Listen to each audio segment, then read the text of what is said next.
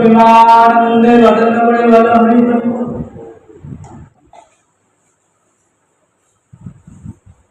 শ্রী শ্রী চৈতন্য চরিতামৃত গ্রন্থে মধুলীলায় ত্রয়োদশ পরিচ্ছেদ থেকে কবিরাজ কৃষ্ণদাস গোস্বামী তিনি বলছেন, প্রত্যেক বৎসর আষাঢ় মাসে শুক্লা দ্বিতীয়া তিথিতে জগন্নাথ দেব রথে করে তিনি ভ্রমণে বাইরে হন বা জগন্নাথ দেব ভ্রমণ করতে যান। ভগবান ভ্রমণে যান বলি, আমরাও তো ভ্রমণ করি। কোথায় না, যেখানে ভ্রমণ করবার মতো কোনো বিষয় বা কোনো স্থান থাকে আমরা সেখানে ভ্রমণে যাই। তো আমার ঠাকুরজিও তিনি রথে করে প্রত্যেক বছর ভ্রমণে যান। তাহলে আমাদের এই যে আমরা ভ্রমণে যাই নানান স্থানে, আমাদের যে সকল স্থানে আমরা ভ্রমণে যাই সেই স্থানগুলো হলো, কারণ হয়তো দেখা যায় পাহাড় খুব ভালো লাগে, সে দার্জিলিং যায়। কারোর সাগর ভালো লাগে, সে পুরী ক্ষেত্র আদি সমুদ্রের ধারে যান। কারো হয়তো বন বনান্তর, নদী, পর্বত, মরুভূমি, মরুধান। এছাড়া আমাদের ভ্রমণের স্থানগুলো হলো কোনো ঐতিহাসিক স্থান। আর আমরা ভ্রমণে কোথায় যাই না, নানান তীর্থ আদিতে। তো এখানে বলছেন যে এই যে আমরা ভ্রমণে যাই, ভ্রমণে গিয়ে আমরা যে সকল স্থান দর্শন করি সেগুলো কিন্তু সব প্রাকৃত। যা দিয়ে দর্শন করি, চক্ষু, কর্ণ, জিহ্বা, নাসিকা, ত্বক, এই যে পঞ্চ ইন্দ্রিয়াদি, এগুলো প্রাকৃত। তার সঙ্গে মন, বুদ্ধি, বিষয়, বাসনা সবই প্রাকৃত। তাহলে আমরা প্রাকৃত, যা দর্শন করছি সেগুলো প্রাকৃত, কিন্তু আমার ঠাকুরজি কিন্তু প্রাকৃত নয়, তিনি অপ্রাকৃত, অর্থাৎ সচ্চিৎ আনন্দ। চিৎ নিত্য, আনন্দ অর্থাৎ পরমানন্দ। তাহলে আমার ঠাকুরজি যখন অপ্রাকৃত, তাহলে তিনি দর্শনও করবে অপ্রাকৃত। এখানে কবিরাজ গোস্বামী বলছেন যে এই যে প্রত্যেক বৎসর আষাঢ় মাসের শুক্লা দ্বিতীয়া তিথিতে ঠাকুরজি একই তিথিতে প্রত্যেক বৎসর রথে করে ভ্রমণে যান, তাহলে তিনি কি দেখতে যান? বলেন, ঠাকুরজি অর্থাৎ আমার জগন্নাথজি তিনি রথে করে তার সব থেকে প্রিয় যারা তাদেরকে দেখতে যান। বলে প্রিয়কে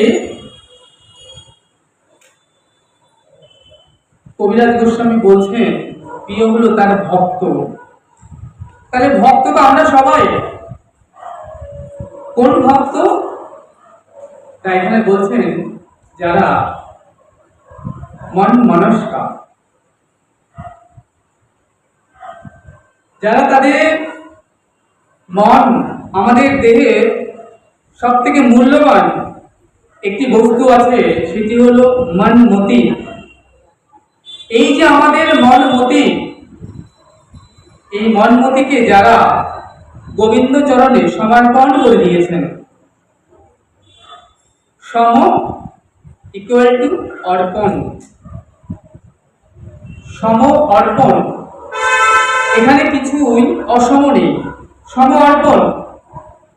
মনে করুন কাউকে আপনি 1 লক্ষ টাকা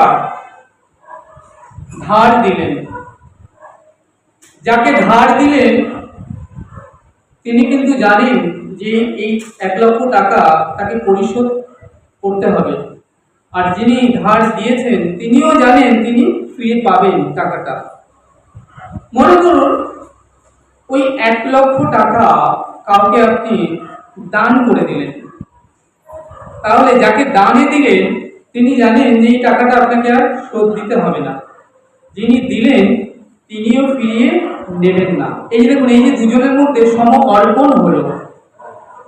তাহলে যেখানে সমর্পণ হয়, অর্থাৎ মন প্রাণ দেহ ইন্দ্রিয় আদি যে আমরা সমর্পণ যেখানে করি, তাহলে আমরা আবার দেখি সমর্পণ কোথায় হয় না, আমরা বিবাহে দেখি কন্যা সমর্পণ হয় বিবাহের ক্ষেত্রে। তাহলে প্রকৃত যদি সমর্পণ হয়, তাহলে কিছুদিন বাদে আবার আমরা দেখি কি না, ডিভোর্স শব্দটি উঠে আসছে। তাহলে ডিভোর্স হবে না, তার মানে ডিভোর্স যদি হয় তাহলে বুঝতে হবে আমাদের প্রকৃত সমর্পণ হয় না। তাই ডিভোর্স শব্দটি এলো এবং সেই প্রসঙ্গটা এলো। তাই এখানে বলছেন যে প্রত্যেক বছর আষাঢ় মাসে শুক্লা দ্বিতীয়া তিথিতে ঠাকুরজি তার সব থেকে প্রিয় সেই ভক্তদের দেখতে যান, যারা মন মনস্ক, তাদের মন প্রাণ দেহ দেহ সবকিছু যারা গোবিন্দ চরণে সমর্পণ করে বসে আছেন, অর্থাৎ তারা দেহের সর্বমূল্যবান যে বস্তু মন গোবিন্দ চরণে সমর্পণ করে দিয়েছেন, তারা কোনো অবস্থাতেই গোবিন্দ চরণ থেকে তাদের মন মতিকে সরিয়ে নেবেন না, আর গোবিন্দ তাদের চরণ ছাড়া করবেন না। এরা হলো মন মনস্ক। তারপরে বলছেন এবার আর কাদের দেখতে যান, যারা মত প্রাণা। মত প্রাণা কাদের বলে, যারা তাদের মন গোবিন্দ উদ্ধব দিকে বলছে যেন উদ্ধব কি অদ্ভুত, ওই যে দেখো বৃন্দাবনে যারা থাকে তারা তাদের মন তাদের কাছে থাকে না, তারা ব্রজে থাকে কিন্তু তাদের মন আমার এই হৃদয়ে কঠোরার মধ্যে থাকে, উপরন্তু আমার মনও তাদের কাছে থাকে। তাহলে তারা হলো মত প্রাণা, তারা আমার জন্য সব কিছু করতে পারে। আত্মসুখ পর্যন্ত, যে আত্মসুখ আমরা সব থেকে ভালোবাসি কি, আমাদের দেহ সুখ। এই দেখুন ভাগবত কথা শুনতে এসে যেখানে দেখুন পাখার হাওয়াটা আমরা তার তলে বসি, কেন না হাওয়াটা লাগবে একটু দেহ সুখ হবে। যেখানে সাউন্ড বক্সে ভালো শব্দ শোনা যায় আমরা তার কাছাকাছি বসার চেষ্টা করি, কারণ আমরা শ্যাম বাবার কথা একটু পরিষ্কার সুন্দরভাবে শুনতে পাবো। তাহলে একটু ছোট ছোট উদাহরণ দেহ সুখের। তা বলছেন আমাদের সব থেকে প্রিয় হচ্ছে আমাদের দেহ সুখ, কিন্তু আমার গোবিন্দ বলছেন যেন উদ্ধব কি অদ্ভুত, ওই যে যারা ব্রজে থাকে বৃন্দাবনে, তারা দেহ গেহ ধন জন যৌবন এহকাল পরকাল কৃষ্ণায় গোবিন্দায় ভাগবতে নাম বলে তারা সব কিছু আমার চরণে সমর্পণ করে দিয়েছে। দেহ সুখ তাদের নাই, আত্মসুখ নাহি গোপীর কৃষ্ণ সুখ বিনে। তারাই হলো আমার মত প্রাণা। গুরুদেব একটু আদর করলেন, আপনি একটু আপ্লুত হলেন, গুরুদেব আমায় আদর করেছেন। গুরুদেব আবার যে একটু বকাঝকা করলেন, আপনি একটু অভিমান হল। এখানে দেখুন এইটা কাঁচা পেন। তাহলে বলছেন যে আপনি